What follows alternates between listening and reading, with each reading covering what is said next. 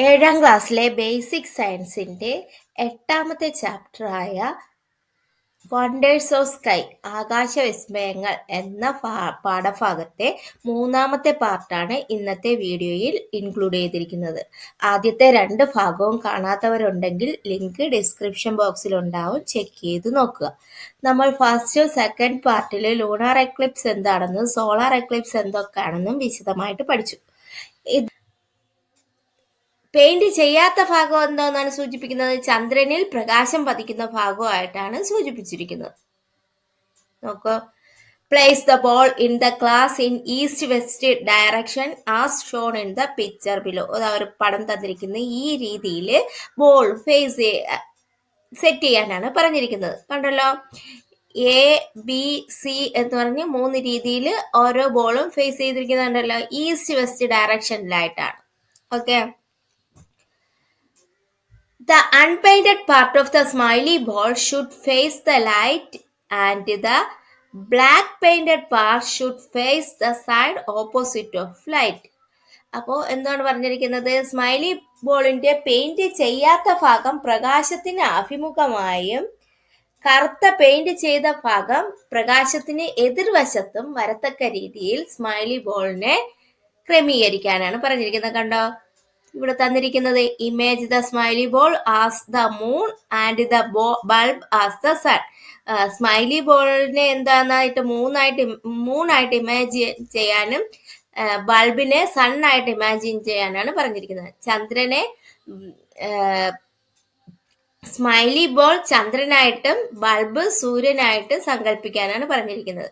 ചന്ദ്രൻ ഭൂമിയെ പരിക്രമണം ചെയ്യുമ്പോൾ വരുന്ന സ്ഥാനങ്ങളാണ് എ ബി സി എന്ന് പറയുന്നത്. അപ്പോൾ A B C are the position when the moon revolves around the earth. A B C എന്ന് പറയുന്നത് എന്താണ്? മൂൺ, ചന്ദ്രൻ ഭൂമിയെ പരിക്രമണം ചെയ്യുമ്പോൾ വരുന്ന സ്ഥാനങ്ങളാണ്. മൂൺ ആരെ? ഭൂമിയെ റിവോൾവ്സ് ചെയ്യുമ്പോഴത്തേക്കുണ്ടാകുന്ന ഓരോ സ്ഥാനമാണ് എന്തോന്നാണ് ഈ എ ബി സി എന്ന് പറഞ്ഞ് കൊടുത്തിരിക്കുന്നത്. ഓക്കെ, എന്നിട്ട് എന്തോ പറഞ്ഞിരിക്കുന്നത്? ഒരു എ ബി സി എന്നീ ബോളുകൾക്ക് മധ്യത്തിൽ കുട്ടി ഇരുന്ന് നിരീക്ഷിക്കാനാണ് പറഞ്ഞിരിക്കുന്നത്. എ ബി സി എന്ന് പറയുന്ന മൂന്ന് ബോൾ വെച്ചിരിക്കുന്ന കണ്ടല്ലോ, ഇതിന് നടുക്കായിട്ട് ഒരു കുട്ടി ഇരുന്ന് നിരീക്ഷിക്കാനാണ് പറഞ്ഞിരിക്കുന്നത്. നോക്കാം. As per the picture, how will the child be viewing all the three balls. ചിത്രം അനുസരിച്ച് കുട്ടി മൂന്ന് ബോളുകളെയും കാണുന്നത് എങ്ങനെയായിരിക്കും? ഷാഡോ അനുസരിച്ച്. On which ball can the child see the shadow portion completely. നിഴൽ ഭാഗം പൂർണ്ണമായും കുട്ടിക്ക് കാണാൻ സാധിക്കുന്നത് ഏത് ബോളിലാണ്? നമുക്ക് നോക്കാം. നിഴൽ ഭാഗം പൂർണ്ണമായിട്ട് കാണാൻ പറ്റുന്നത് ഏത് ബോളിലാണ്? കുട്ടി ഇങ്ങനെ ഇരിക്കുമ്പോഴത്തേക്ക് ഏതിലാണ്? പിക്ചർ എയിലാണ്, എ ബോൾ. അടുത്ത ball placed at which position enables the child to view half illuminated and half shadow portions. പകുതി പ്രകാശഭാഗവും പകുതി നിഴൽ ഭാഗവും കാണുന്നത് ഏത് സ്ഥാനത്ത് വെച്ച ബോളിലാണ്? നോക്കാം. പകുതി നിഴൽ ഭാഗവും പകുതി പ്രകാശഭാഗവും, ബി തന്നല്ലോ. അടുത്തത്, on which ball can child see the illuminated portion completely. പ്രകാശം പതിയുന്ന ഭാഗം പൂർണ്ണമായും കുട്ടിക്ക് കാണാൻ സാധിക്കുന്നത് ഏത് ബോളിലാണ്? ഏതിലാണ് പൂർണ്ണമായിട്ടും കാണാൻ പറ്റുന്നത്? സി. ഓക്കെ, മനസ്സിലായോ? അത്രയും പറഞ്ഞത്. Given below are the positions and shape which A child observe the moon in the sky after sunset on different days. ഒരു കുട്ടി വിവിധ ദിവസങ്ങളിൽ സൂര്യാസ്തമയ ശേഷം ചന്ദ്രനെ ആകാശത്ത് കണ്ട സ്ഥാനവും ആകൃതിയുമാണ് ചുവടെ കൊടുത്തിരിക്കുന്നത്. തന്നിരിക്കുന്ന ചിത്രത്തെ നിങ്ങൾ ചെയ്ത പ്രവർത്തനത്തെ അടിസ്ഥാനമാക്കി വിശകലനം ചെയ്യാനാണ്. Analyse the given picture based on the activity you can done. നമ്മളിപ്പോൾ ചെയ്ത അത്രയും കാര്യങ്ങൾ വെച്ചിട്ട് ഈ പിക്ചർ നമുക്ക് അനലൈസ് ചെയ്യാനാണ് പറഞ്ഞിരിക്കുന്നത്. ഓക്കെ, കണ്ടോ, അടുത്ത picture കൊടുത്തിരിക്കുന്നുണ്ട്. Doesn't the illuminated part of the moon viewed from the earth show a different at each position? ഓരോ സ്ഥാനത്തെത്തുമ്പോഴും ചന്ദ്രന്റെ പ്രകാശിത ഭാഗം ഭൂമിയിൽ നിന്ന് കാണുന്നത് വ്യത്യാസപ്പെടുന്നില്ലേ? ഓരോ ഭാഗവും വ്യത്യാസപ്പെട്ടാണ് കാണുന്നത് അല്ലേ? Okay, examine the table given below and record your inference in your science diary. താഴെ കൊടുത്തിരിക്കുന്ന പട്ടിക പരിശോധിച്ച് നിങ്ങളുടെ നിഗമനങ്ങൾ എഴുതാനാണ് പറഞ്ഞിരിക്കുന്നത്.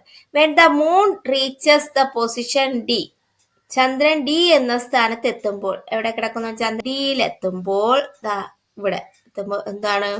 The shadow side of the moon completely faces the earth. ചന്ദ്രന്റെ നിഴൽ ഭാഗം പൂർണ്ണമായി ഭൂമിക്ക് അഭിമുഖമായി വരുന്നു. കണ്ടോ? അപ്പൊ അത്രേ ഭാഗം ഫുള്ളും കറുത്തിരിക്കും ഇല്ലേ? നിഴലായിരിക്കും. പൂർണ്ണമായി ഭൂമിക്ക് അഭിമുഖമായി വരുന്നു. When the moon reaches the position E, moon നേരെ ഇയിലെത്തുമ്പോഴത്തേക്കോ, ഈ ഭാഗത്തെത്തുമ്പോഴത്തേക്ക് എന്താണ്? Half the illuminated and half the shadow side face the earth. പകുതി പ്രകാശിത ഭാഗവും പകുതി നിഴൽ ഭാഗവും ഭൂമിക്ക് അഭിമുഖമായി വരുന്നു. തന്നല്ലോ, പകുതി നിഴലും പകുതി പ്രകാശമുള്ള ഭാഗം. അടുത്ത, when the moon reaches the position F, moon നേരെ എഫിലോട്ട് എത്തുമ്പോൾ എന്താണ് സംഭവിക്കുന്നത്? The illuminated side completely faces the earth. പ്രകാശിത ഭാഗം പൂർണ്ണമായി ഭൂമിക്ക് അഭിമുഖമായിട്ട് വരുന്നു. അപ്പൊ എന്താണ് ആയിരിക്കും അല്ലേ? മനസ്സിലായ? ആദ്യം ഇവിടെ വരുമ്പോഴത്തേക്ക് എന്തോന്നാണ്? Shadow side of the moon completely faces the earth. അപ്പോൾ അവിടെ എന്താണ്? ഫുള്ളായിട്ട് കറുത്ത വാവ് ഇരുണ്ടാണ് വരുന്നത്. അടുത്ത് രണ്ടാമത് ഈയിലെത്തുമ്പോഴത്തേക്ക് എന്താണ്? Half shadow. ഇതില് ലാസ്റ്റ് എത്തുമ്പോഴത്തേക്കോ കംപ്ലീറ്റ്ലി ഫേസസ് ദ എർത്ത്. പ്രകാശിത ഭാഗം പൂർണ്ണമായും ഭൂമിക്ക് അഭിമുഖമായിട്ട് വരുന്നു. അപ്പോൾ പൂർണ്ണചന്ദ്രനായിട്ട് വരും. ഓക്കെ, നമുക്ക് എന്താണ് new moon and full moon എന്ന് പറയുന്നത്? New moon occurs when the shadow side of the moon completely faces the earth. ചന്ദ്രന്റെ നിഴൽ ഭാഗം പൂർണ്ണമായും ഭൂമിക്ക് അഭിമുഖമായി വരുന്ന ദിവസമാണ് അമാവാസി ഓർ കർത്തവാവെന്ന് പറയുന്നത്. We cannot see the moon on this day.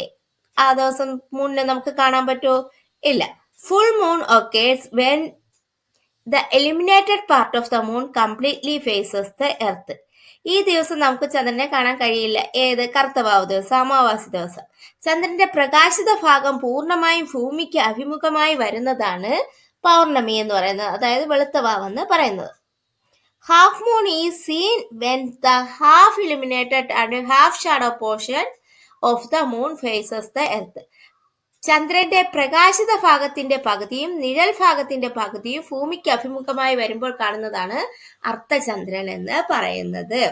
അപ്പൊ നമ്മൾ എന്തോന്നൊക്കെ പറഞ്ഞു? ന്യൂ മൂൺ എന്ന് പറഞ്ഞാൽ എന്തോന്നാണ്? New moon occurs when the shadow side of the moon completely faces the earth. എന്താണ്? ചന്ദ്രന്റെ നിഴൽ ഭാഗം പൂർണ്ണമായും ഭൂമിക്ക് അഭിമുഖമായി വരുന്ന ദിവസമാണ് അമാവാസി ഓർ കറുത്ത വാവ് എന്ന് പറയുന്നത്. ഓക്കെ, അടുത്ത ഫുൾ മൂൺ എന്ന് പറഞ്ഞാൽ എന്തോന്നാണ്? Full moon occurs when the illuminated part of the moon completely faces the earth. ചന്ദ്രന്റെ പ്രകാശിത ഭാഗം പൂർണ്ണമായും ഭൂമിക്ക് അഭിമുഖമായി വരുന്നതാണ് പൗർണമി ഓർ വെളുത്ത വാവെന്ന് പറയുന്നത്. അടുത്ത ഹാഫ് മൂൺ എന്ന് പറഞ്ഞാൽ എന്തോന്നാണ്? Half moon, full moon, half moon എന്ന് പറഞ്ഞാൽ half moon is seen when the half illuminated and half moon is seen when the half illuminated and half shadow portion of the earth faces the earth. ചന്ദ്രന്റെ പ്രകാശിത ഭാഗത്തിന്റെ പകുതിയും നിഴൽ ഭാഗത്തിന്റെ പകുതിയും ഭൂമിക്ക് അഭിമുഖമായി വരുമ്പോൾ കാണുന്നതാണ് അർദ്ധചന്ദ്രൻ എന്ന് പറയുന്നത്. Okay, new moon occurs when the shadow of the side of the moon completely faces the earth. We cannot see the moon on this day. Full moon occurs when the illuminated part of the moon completely faces the earth. Half moon is seen when the half illuminated and half shadow portions of the moon face the earth. ചന്ദ്രന്റെ നിഴൽ ഭാഗം പൂർണ്ണമായും ഭൂമിക്ക് അഭിമുഖമായി വരുന്ന ദിവസമാണ് കറുത്തവാവ് എന്ന് പറയുന്നത്. ഈ ദിവസം നമുക്ക് ചന്ദ്രനെ കാണാൻ സാധിക്കുന്നില്ല. ചന്ദ്രന്റെ പ്രകാശിത ഭാഗം പൂർണ്ണമായും ഭൂമിക്ക് അഭിമുഖമായി വരുന്നതാണ് പൗർണമി ഓർ വെളുത്ത വാവ് എന്ന് പറയുന്നത്. ചന്ദ്രന്റെ പ്രകാശിത ഭാഗത്തിന്റെ പകുതിയും നിഴൽ ഭാഗത്തിന്റെ പകുതിയും ഭൂമിക്ക് അഭിമുഖമായി വരുമ്പോഴാണ് നമുക്ക് അർദ്ധചന്ദ്രനെ കാണാൻ കഴിയുന്നത്. ഓക്കെ, ക്ലിയർ ആയോ? അത്രയും. അടുത്ത നോക്കൂ, waxing and waning. Observe the pictures given below. The two pictures A and B represent the revolution of the moon from new moon to full moon and vice versa. Are both the pictures alike? What difference can you observe these pictures? Okay, theme shave, waxing and waning. ചുവടെ തന്നിരിക്കുന്ന ചിത്രങ്ങൾ നിരീക്ഷിക്കാനാണ് അമാവാസി മുതൽ പൗർണമി വരെയും പൗർണമി മുതൽ അമാവാസി വരെയുമുള്ള ചന്ദ്രന്റെ പരിക്രമണം രണ്ട് ചിത്രങ്ങളിലായി നൽകിയിരിക്കുന്നു. രണ്ട് ചിത്രങ്ങളും ഒരുപോലെയാണോ? ചിത്രങ്ങളിൽ എന്തെല്ലാം വ്യത്യാസമാണ് നിങ്ങൾക്ക് നിരീക്ഷിക്കാൻ സാധിക്കുന്നത്? നോക്കുക, ആദ്യത്തെ ചിത്രം 1 എന്ന് പറയുന്നത് എന്താണ്? ആദ്യത്തേത് അമാവാസി മുതൽ പൗർണമി വരെയും, രണ്ടാമത്തേത് എന്തോന്നാണ്? പൗർണമി മുതൽ അമാവാസി വരെയുള്ളത്. ആദ്യത്തേത് അമാവാസി, ഈ എ എന്ന് പറയുന്നത് അമാവാസി മുതൽ ഇവിടെ നിന്ന് ചന്ദ്രനെ കാണാനില്ല, ഇവിടെ നിന്ന് കറങ്ങി കുറച്ച് കണ്ടു അവസാനം പൗർണമിയിലെത്തുന്നത്. ചിത്രം എയിൽ വരുന്നത്. പിക്ചർ ബിയിൽ ഏതാണ്? നേരെ തിരിച്ച് പൗർണമി മുതൽ അമാവാസി വരെയുള്ളത്. കണ്ട, ഇവിടുന്ന് നേരെ തിരിച്ച് ഇങ്ങനെയാണ് വരുന്നത്, അമാവാസിയിൽ വന്ന് എത്തുന്നത്. ഈ രണ്ട് ചിത്രങ്ങളിലും ഒരുപോലെയാണോ? അല്ല, വ്യത്യാസമുണ്ടല്ലേ. ആദ്യം മുതൽ പൗർണമി വരെ എന്ന് പറയുമ്പോൾ എന്തോന്നാണ്? ആദ്യം ഒട്ടും കാണാൻ പറ്റത്തില്ല, അവിടെ നിന്ന് കുറച്ചേ കാണാൻ പറ്റും. ചന്ദ്രനെ കുറേശ്ശെ ഷാഡോസ് കണ്ട് ലാസ്റ്റ് വരുമ്പോഴത്തേക്ക് പൗർണമിയിലെത്തി ഫുള്ളായിട്ട് നിൽക്കുന്നതാണ് ആദ്യത്തേത്. രണ്ടാമത്തേതിൽ എങ്ങനെയാണ് വരുന്നത്? ഫുള്ളായിട്ട് നിൽക്കുന്ന മൂണിനെ കുറേശ്ശെ പോർഷൻസ് ആയിട്ട് കാണാൻ പറ്റാതെ അവസാനം വന്ന് ഏതിൽ വരുന്നത്? ന്യൂ മൂണിൽ വന്ന് നിൽക്കുന്ന അവസ്ഥയാണ് കാണുന്നത്. ഫുൾ മൂണിൽ നിന്ന് ന്യൂ മൂണിലേക്കും ന്യൂ മൂണിൽ നിന്ന് ഫുൾ മൂണിലേക്കും വരുന്ന രീതി രണ്ടും ഒരുപോലെയാണോ? വ്യത്യാസമുണ്ട് അല്ലേ? അത് നോക്കൂ, which picture shows the illuminated portion of the moon getting increased when viewed from the earth? ഏത് ചിത്രത്തിലാണ് ചന്ദ്രന്റെ പ്രകാശിത ഭാഗം ഭൂമിയിൽ നിന്ന് നോക്കുമ്പോൾ വർദ്ധിച്ചു വരുന്നതായി കാണുന്നത്? ഏതിലാണ് ഭൂമിയിൽ നിന്ന് നോക്കുമ്പോഴത്തേക്ക് പ്രകാശിത ഭാഗം വർദ്ധിച്ചു വരുന്നതായി കാണുന്നത്? പിക്ചർ എ, ആദ്യത്തെ തന്നെയല്ലോ. ഏതിലാണ്? എ. ഏതാവിടെ? Picture A. അടുത്ത്, which picture shows the illuminated portion of the moon getting decreased when viewed from the earth? ഏത് ചിത്രത്തിലാണ് പ്രകാശിത ഭാഗം ഭൂമിയിൽ നിന്ന് നോക്കുമ്പോൾ കുറഞ്ഞു വരുന്നതായി കാണുന്നത്? ഏതിലാണ്? ബിയിലാണ്. നോക്കാം, പ്രകാശിത ഭാഗം കുറഞ്ഞു വരുന്നതായി കാണുന്നത് ഇവിടെ നിന്ന് കുറഞ്ഞു അല്ലേ വരുന്നത്, അപ്പോൾ ബിയിലാണ്. ഓക്കെ, അത്രയും കാര്യം മനസ്സിലായോ? നോക്കാം, അടുത്ത വാക്സിംഗ് എന്താണെന്നും വാനിങ് എന്താണെന്നും നോക്കാം നമ്മൾക്ക്. When viewed from the earth, the illuminated part of the moon keeps on increasing from the new moon to full moon. This period is known as the waxing or white halo. അപ്പോൾ waxing or white hello എന്ന് പറഞ്ഞാൽ എന്താണ്? ചന്ദ്രന്റെ പ്രകാശിത ഭാഗം ഭൂമിയിൽ നിന്ന് കാണുന്നത് കറുത്ത വാവ് മുതൽ വെളുത്ത വാവ് വരെ കൂടി വരുന്നു. ഈ കാലയളവാണ് വൃദ്ധി അഥവാ വെളുത്ത പക്ഷം എന്ന് പറയുന്നത്. കറുത്ത വാവ് മുതൽ വെളുത്ത വാവ് വരെ, കറുത്ത വാവിൽ നിന്ന് കൂടി ഇൻക്രീസ് ചെയ്ത് എവിടെ വരുന്നത്? ന്യൂ മൂണ്, ഫുൾ മൂണിലോട്ട് വരുന്നതാണ്. ഇതിനെന്തോന്ന് പറയും? വാക്സിംഗ് ഓർ വൈറ്റ് ഹാലോ എന്ന് പറയും. When viewed from the earth, the illuminated part of the moon keeps on decreasing from the full moon to new moon. This period is known as waning or black halo എന്ന് പറയും. Full മൂണിൽ നിന്ന് ചന്ദ്രന്റെ പ്രകാശിത ഭാഗം ഭൂമിയിൽ നിന്ന് കാണുന്നത് വെളുത്ത വാവ് മുതൽ കറുത്ത വാവ് വരെ രണ്ടാമത്തത് വെളുത്ത വാവ് മുതൽ കറുത്ത വാവ് വരെ കുറഞ്ഞു വരുന്നു. ഈ കാലയളവാണ് ക്ഷയം അഥവാ കറുത്ത പക്ഷം എന്ന് പറയുന്നത്. ഫുൾ മൂണിൽ നിന്ന് ന്യൂ മൂണിലേക്ക് വരുന്നതിനാണ് വാനിങ് ഓർ ബ്ലാക്ക് ഹാലോ എന്ന് പറയുന്നത്. മറ്റേത് ഇങ്ങനെയാണ് ന്യൂ മൂണിൽ നിന്ന് ഫുൾ മൂണിലേക്ക് വാക്സിങ് എന്ന് പറഞ്ഞാൽ. വാനിങ് എന്ന് പറഞ്ഞാൽ ഫുൾ മൂണിൽ നിന്ന് ന്യൂ മൂണിലേക്ക് ഓപ്പോസിറ്റ്. ഓക്കെ, അടുത്ത waxing and waning is the difference in viewing the illuminated and shadow portions of the moon as it revolves around the earth. ഭൂമിയെ പരിക്രമണം ചെയ്യുന്ന ചന്ദ്രന്റെ പ്രകാശിത ഭാഗവും നിഴൽ ഭാഗവും ഭൂമിയിൽ നിന്ന് കാണുന്നതിന്റെ വ്യത്യാസമാണ് വൃത്തിക്ഷയം എന്ന് പറയുന്നത്. ഭൂമിയെ പരിക്രമണം ചെയ്യുന്ന ചന്ദ്രന്റെ പ്രകാശിത ഭാഗവും നിഴൽ ഭാഗവും നമുക്ക് ഭൂമിയിൽ നിന്ന് നോക്കുമ്പോഴത്തേക്ക് അതിൽ കാണുന്ന വ്യത്യാസമാണ് വൃത്തിക്ഷയം എന്ന് പറയുന്നത്. ഓക്കെ, ഇത്രയും ക്ലിയർ ആയോ? That landed on the moon. ചന്ദ്രനിൽ ഇറങ്ങിയ ഇന്ത്യൻ വിസ്മയം. Okay, India's pride Chandrayaan 3 is the first probe to land near the south pole of moon. ചന്ദ്രന്റെ ദക്ഷിണ ധ്രുവത്തിനരികിൽ ആദ്യമായി ഇറങ്ങുന്ന പേടകമാണ് ഇന്ത്യയുടെ അഭിമാനമായ ചന്ദ്രയാൻ 3 എന്ന് പറയുന്നത്. Launched on 14 July 2023.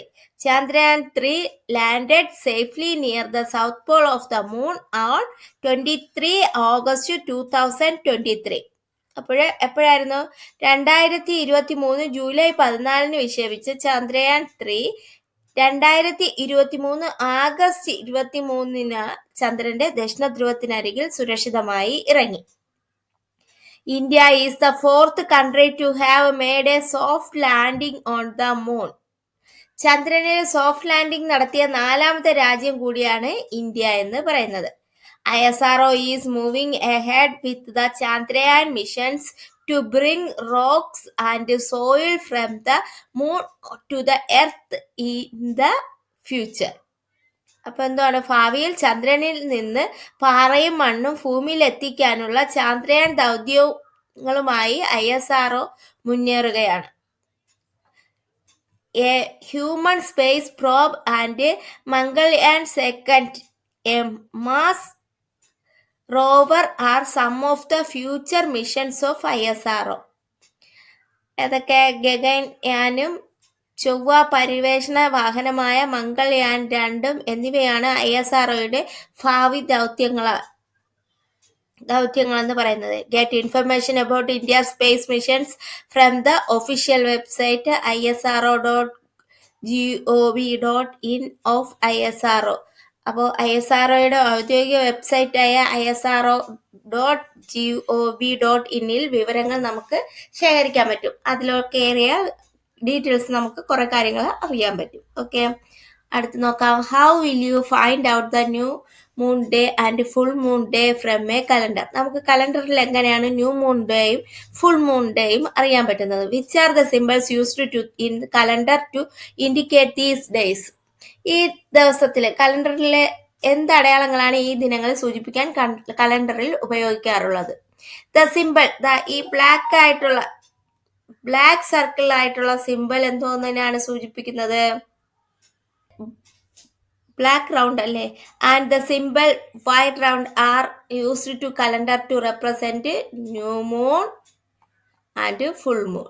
ഇത് ന്യൂ മൂൺ, ഇത് ഫുൾ മൂണിനെയാണ് റെപ്രസെന്റ് ചെയ്യുന്നത് കലണ്ടറിൽ തന്നല്ലോ. ഇതെന്ന് പറയുന്നത് അമാവാസിയും ഇതെന്തോന്നാണ്? പൗർണമിയാണ് സൂചിപ്പിക്കുന്നത്. Observe the given calendar. Don't you see these symbols in the calendar? By looking at the calendar, can you find out how many days it takes from the moon to reach the new moon from full moon?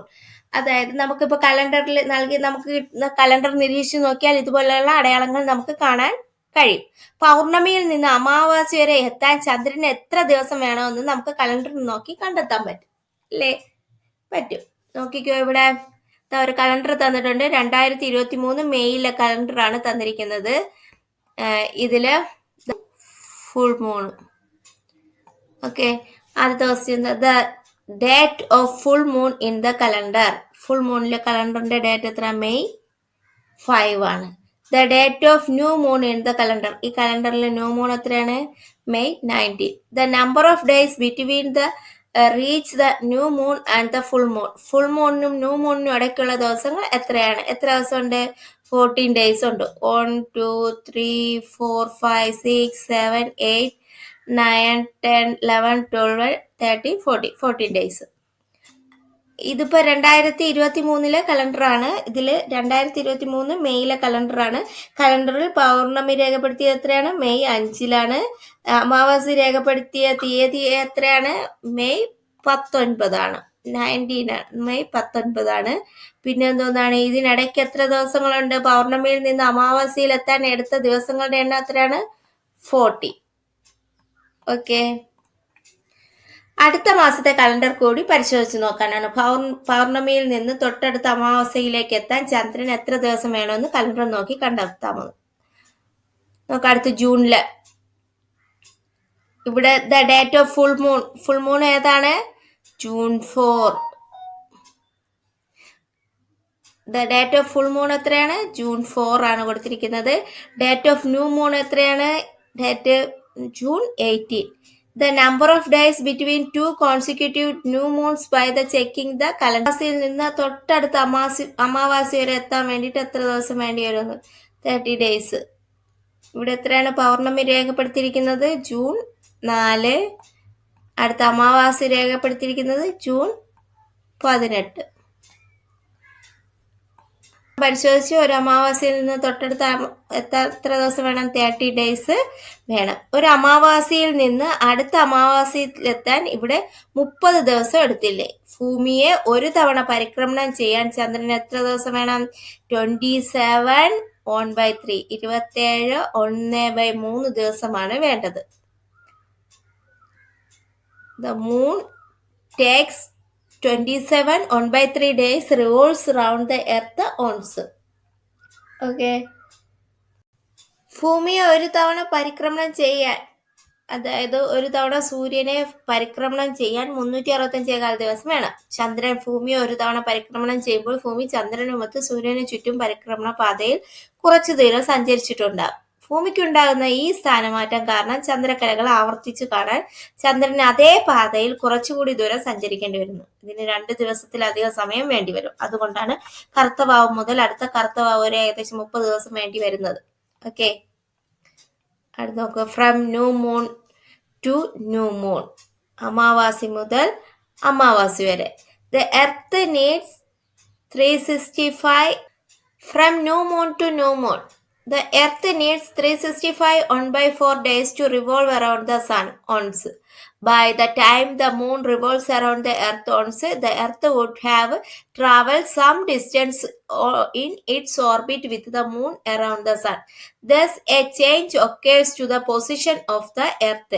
Hence, the moon will have to travel some more distance in the same path to repeatedly see the phases of the moon. It takes more than 2 days for this. That is why it takes 29 1/2 days from on moon to the next moon day, new moon.